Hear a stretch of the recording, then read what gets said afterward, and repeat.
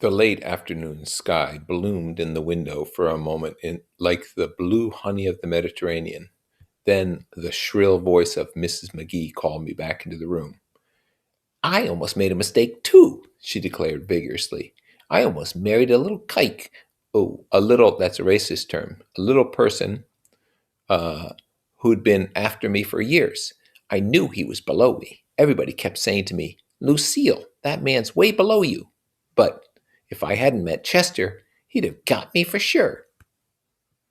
Yes, but listen, said Miss Myrtle, nodding her head up and down. At least you didn't marry him. I know I didn't. Well, I married him, said Myrtle ambiguously, and that's the difference between your case and mine. Now, she's not saying she actually married the same person, but she's saying she married someone who she thinks is below her. The person's social status is lower than hers. Why did you, Myrtle? Demanded Catherine. Nobody forced you to, Myrtle considered. I married him because I thought he was a gentleman, she said finally. I thought he knew something about breeding, but he wasn't fit to lick my shoe. You were crazy about him for a while, said Catherine. Crazy about him, cried Myrtle incredulously. Who said I was crazy about him? I was never any more crazy about him than was about that man over there. She pointed suddenly at me, and everyone looked at me accusingly. I tried to show by my expression that I had played no part in her past. The only crazy I was when I married him. I knew right away I'd made a mistake. He'd borrowed someone's best suit to get married in and never even told me about it. And the man came after it one day when he was out. Oh, is that your suit? I said. This is the first I've heard about it. But I gave it to him, and then I lay down and I cried to beat the band all afternoon. So apparently she's upset that her husband didn't have enough money to have his own suit and had to borrow one. She really ought to get away from him, resumed Catherine to me. They've been living over that garage for 11 years, and Tom's the first sweetie she's ever had. The bottle of whiskey, a second one, was now in constant demand by all present excepting Catherine, who felt just as good on nothing at all. Tom rang for the janitor and sent him for some celebrated sandwiches, which were a complete supper in themselves.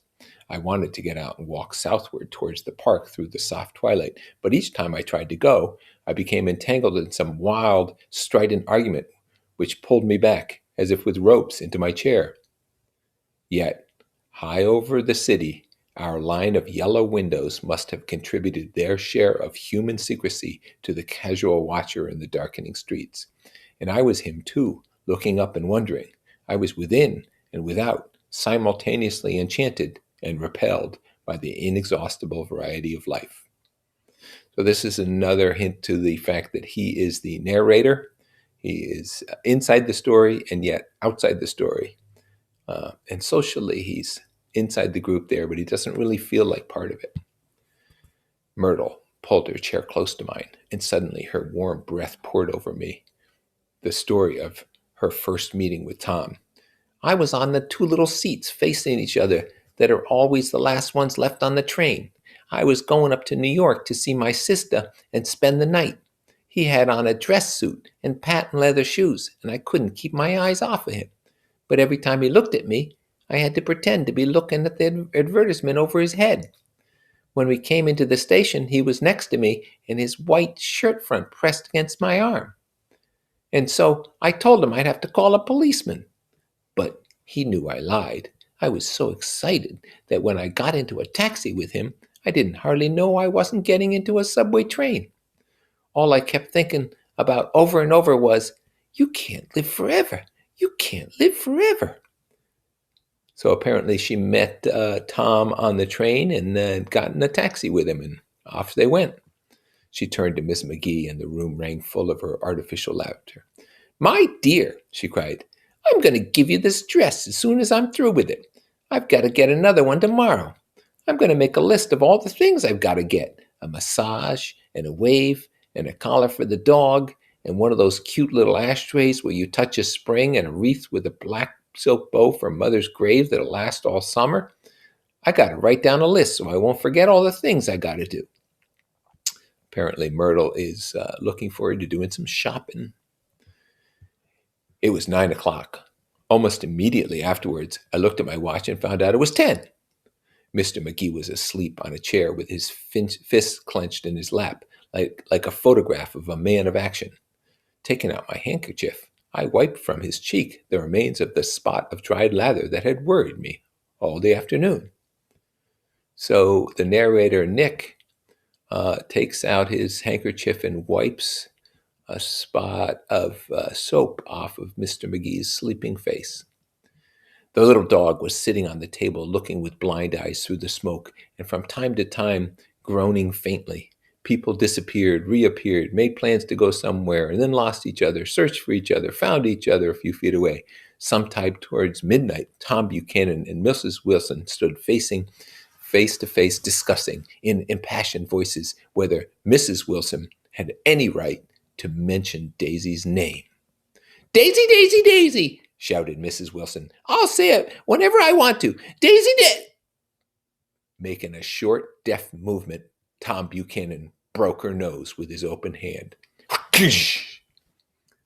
Then there were bloody towels upon the bathroom floor, and women's voices scolding, and high over the confusion a long broken wail of pain. Mr. McGee awoke from his doze and started in a daze towards the door. When he had gone halfway, he turned around and stared at the scene. His wife and Catherine scolding and consoling as they stumbled here and there among the crowded furniture with articles of aid, and the despairing figure on the couch bleeding fluently and trying to spread a copy of Town Tattle over the tapestry scene of Versailles.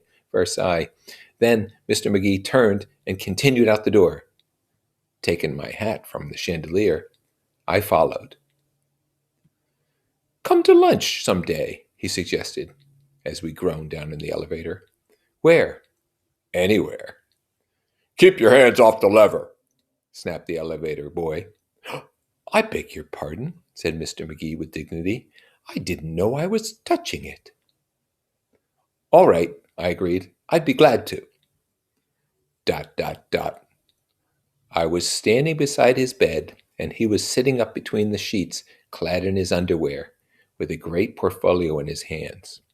Beauty and the Beast, Loneliness, Old Grocery Horse, Brooklyn Bridge. And then I was lying half asleep in the cold lower level of the Pennsylvania station, staring at the morning Tribute and waiting for the 4 o'clock train. 4 o'clock in the morning, he's waiting for the train, and the last thing we know was it was 10 o'clock, is that right? And they left, went down in the elevator, then looked at some artwork, some photographs in bed, and then it's 4 o'clock in the morning.